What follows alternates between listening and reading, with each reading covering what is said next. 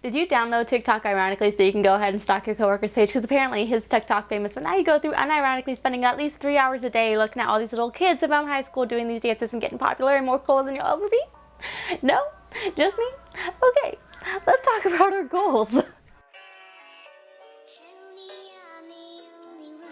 Hello, hi friends, welcome back to my channel. If we haven't met already, hello, hi, the name's Quinn. It's very nice to meet you. I am 23 years old. I have 2 part-time jobs, a couple of side hustles that I do. I guess technically it's 3 part-time jobs. Either way, this channel I talk about budgeting and money and lifestyle, and then also now wedding planning because your girl's engaged and I'm working on trying to figure out how to have a cost-efficient wedding in a very short amount of time. I'm not stressed, it's fine. But for what we're actually going to be talking about in this video is going to be my goals for 2020, more along the lines of my financial goals for 2020, kind of explaining why I'm in this situation right now, living in my boyfriend's aunt's house. I'm going to try to keep it really short and sweet and not go on and ramble for too long. I have a timer on my phone going right now so that way I can keep track of how long I'm talking, and I have my notes all nice and organized right here so I can follow along so that way I am on track with what I'm talking about. So grab for yourself a tasty snack or a lovely beverage. I have some water because right now everyone's getting sick and I can feel it coming on a little bit. I can feel it coming in the air tonight. Oh Lord. That song is talking about the cold, the common cold. So let's just get right into the video. So to start things off, I want to tell you about my job, what I do for work, where I get my main source of income, and what my side hustles are right now. My main sources of income is I work in the food service industry. I have a job at a standard restaurant and then kind of 2 jobs at a food hall. At the restaurant, I'm a server. At the food hall, I work in one of the vendors, and I'm also a busser, so I get paid from the vendor and the food hall itself, so that's why it's technically 3 jobs, though really just 2 buildings. From all of those jobs, I also get cash tips, so those are what you see me stuff away in my cash envelope videos, the separation between my paychecks and my cash tips. And then I also have side hustles that I do. So the side hustles that I do is the main one that I get the most amount of money out of right now is going to be through dog sitting and dog walking. I do that through Rover. And then the other side hustles that I do is more on the creative end of things. These are the side hustles that I want to turn into my career. That is photography and graphic design. I have a degree in graphic design and I've also been doing photography for a number of years, but I've never really been able to focus in on that and really make sure that I spend a lot of time growing that as a business and kind of like my own little small business. So that's kind of one of the goals for 2020 is to make sure that that happens. Okay, so in this notebook, what I have written here is steps kind of for the first 3 months for January, February, and March, because that's really as far out as I can actually plan. So this is kind of like goals and the plans for those goals of how to get those things accomplished, a little bit kind of broad kind of steps on what I can do. After that is when things get a bit more complicated, because that's when Bryan and I are going to start to really try to figure out how to combine our finances together, because we're going to be getting married pretty soon into the springtime. I'm not going to give away the exact date or the exact month because privacy, I guess. But getting into the situation right now of why I'm living in Bryan's aunt's house is really just purely to save money on rent. As you guys have seen in the past couple months, I was really having to dig into my savings, my emergency fund, which, as I previously said before, was also going to be my moving fund. And so that basically went from a little over $2,000 to a little over $200. I was having to dig into it a lot the past couple months. And to be honest, that kind of scared me because I knew that I was going to need that emergency / moving fund pretty soon, because I'm going to be moving and all the things that I'm going to be telling you about here soon. So that is why you didn't see me put away any money for rent this month, because I'm trying to save money on rent. I'm living with Bryan's aunt right now to save money on rent, to go ahead and replenish that moving fund, that emergency fund, whatever it's going to be needed for, because I know I'm going to need it. I kind of plan on using it. So that is why I'm here right now. I know that it is, as I've said before, a big privilege for me to be able to live here and be able to take advantage of being able to have free rent for a while. I'm so grateful for it. Like, I'm so grateful. And I know that it is a privilege. Not everyone's going to be able to take advantage of their friends or family to be able to have this kind of opportunity. So I'm very grateful for it. So that is basically kind of the goal moving into this new year for January. I'm just trying to work as much as I can so I can save up as much as I can for my emergency fund. I'm just going to call it my emergency fund, not more emergency slash moving fund. That's too many words. So save up as much money for that emergency fund that's coming up. Now, moving into February, this is where things get a little bit more interesting and a little bit more exciting. So, ever since Bryan and I first started talking about moving out to Nashville, this was before he had even proposed, we always wanted to move out to Nashville together, and I kind of had in my mind that before that happens, before I move all the way across the country, I'm going to spend at least 2 weeks living with my family. I'm going to move out of San Diego up to the small town that they live in the mountains, move back into their ranch, and just live with them, see them again, spend as much time with them as I can before I move all the way across the country. And then the timeline got solidified when Bryan proposed. It became, okay, you proposed, here's the wedding date, I'm going to move up a couple weeks, let's make it more like a handful of weeks, maybe a month beforehand, because we're going to get married there, so might as well be there as long as I can to help with the venue. And then what happened after that was then my brother got pregnant. So now there's going to be a baby, and I was like, you know what would be helpful if I'm around for the baby, so let's extend that time even more so I'm there for the baby. And it was just long enough of a time so I'm spending a lot of time with my family, but just short enough of a time that I really wouldn't be able to find another job. Like, it is such a small town. The last time I was living up there, it took me almost a month just to find a job the first time. So this time it would be like I finally find a job, get hired, and it's like, deuces, I gotta leave, you know, like I gotta go, I'm getting married, thanks for the one paycheck. And I didn't want to be spending a lot of time job hunting or a lot of time at an hourly job where I'm forced to be there instead of focusing on being at the ranch and building this venue and spending a lot of time with my family. Which, again, I know is a great privilege to be able to have, which is why I've been trying to save up as much as I can for this emergency fund, so that way when I'm there, the idea was not working, I'd be able to have the money saved up to be able to pay the bills, and then more so to be able to move across the country with it.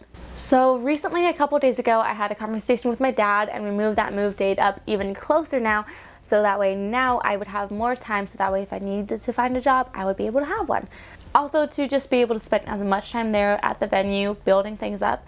So that is the goal, is to move there. You guys will be able to be brought along with me when that happens, of course. So I'm not planning on getting a job where I'm working a ridiculous amount of hours like I'm doing now. It really is going to be a small part-time job, because I know from experience of living in that town before that my budget is going to be cut drastically. Living at home with my parents, with a Filipino family, there's food. Okay, I'm never going to have to go out to go buy food. I'll be set. I'll be good. Like, I'll be able to go out and buy groceries for the household, of course, because I want to be able to contribute and show my gratitude by cooking for everyone. Even with gas, I'll probably only need to fill up 2 or 3 times the entire time that I'm there. It is such a small town. It's great. So while I'm living with my parents, I'm going to be focusing a lot on the venue build. If you want, you can go ahead and check out the video where I went to the ranch, kind of showed you guys around to where it looked like before. And so that way you can see everything that's going to be happening. There's going to be a lot more wedding series videos as I start to build the venue from the ground up with my family. Now, this is the part of me talking about my creative art side hustle, growing that into the main business. So since I will hopefully have enough time, like a lot more time, to be able to focus on it, I'm going to actually try to start redesigning my website. I've had 2 websites before, one of which I actually coded all by myself because I was in a coding class. Another one was through Wix, I think. I don't think it was Wix. It was something else. But this time I want to use Squarespace. This isn't sponsored, obviously, but I just really like Squarespace. I like the way it looks, the layout of everything, so I'm going to try to redesign that so that way I can start branding myself as a photographer, designer, art person. So a big goal while I'm living up there is to try to start really branding myself and marketing myself, trying to grow my own personal small business up there and gain some more income from the creative side of things than just the food industry side of things. And then March and on is basically just me continuing to save as much money as I can for that emergency fund, so that way I can move cross country, because I think at that point I'll have had enough money to pay off all the bills that is needed while I'm at home with my parents. The only things that's really going to need to get paid is my Invisalign, which I need to check to see how much is owed left, because I'm pretty sure I'm close to the end.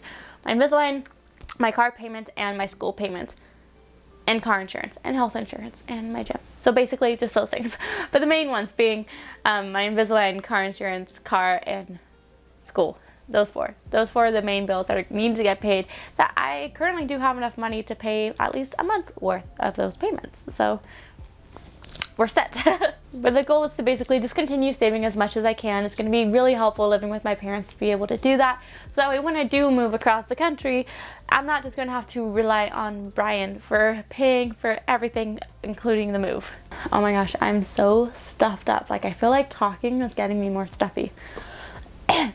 Now, trying to plan in this kind of sense of steps after we get married is where it gets a little bit difficult. So where I have the pretty inconsistent income of hourly jobs, the side hustles, Bryan just now got into a full-time kind of salaried job, and it's pretty great. It's really exciting. If you guys don't know, Bryan is a lighting designer, so he goes out with bands and he does their lights for their shows. He makes it look all cool and vibey.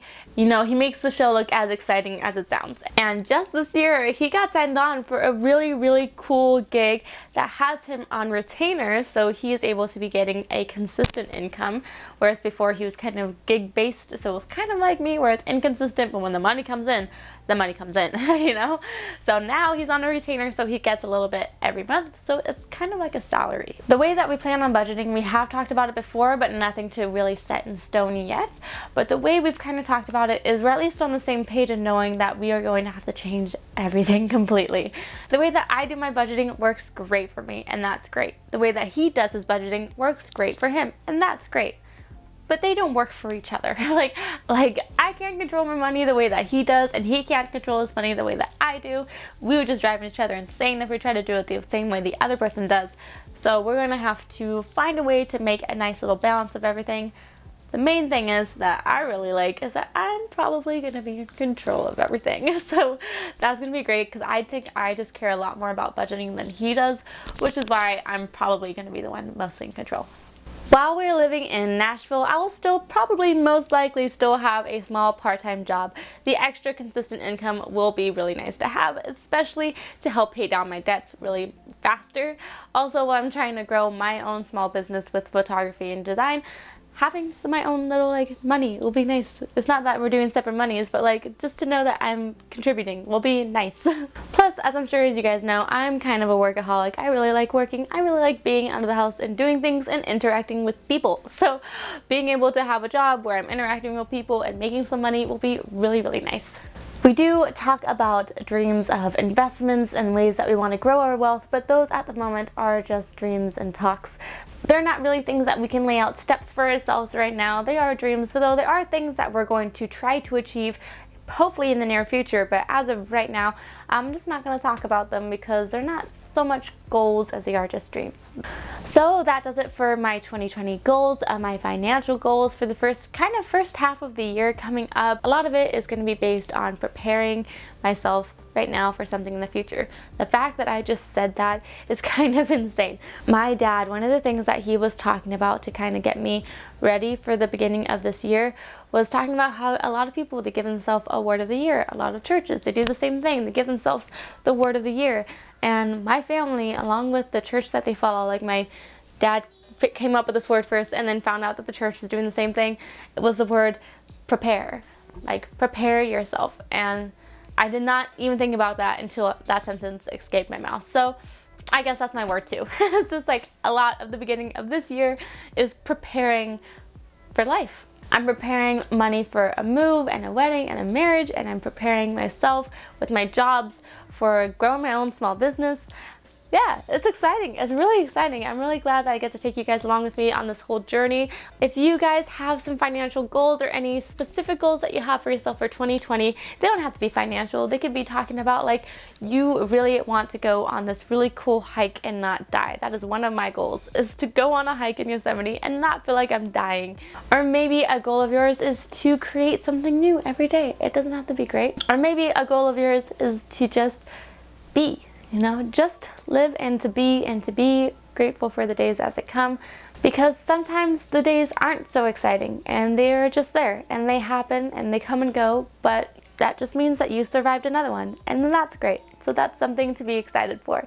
If you guys like this video, go ahead and give it a like. If you want to see more of my face and see me try to conquer the human race, go ahead and subscribe.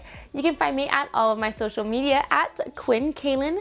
We can chat, become best friends. In the last video, I asked you guys to send me pictures of dogs, and somebody sent me a picture of their dog, and it was the cutest thing in the world. I love that dog. So send me more dog pictures. I love and appreciate you guys oh so very much, and I will see you in the next video. Bye! I'm definitely gonna knock over my camera if I lean back and take off the mic. Bye!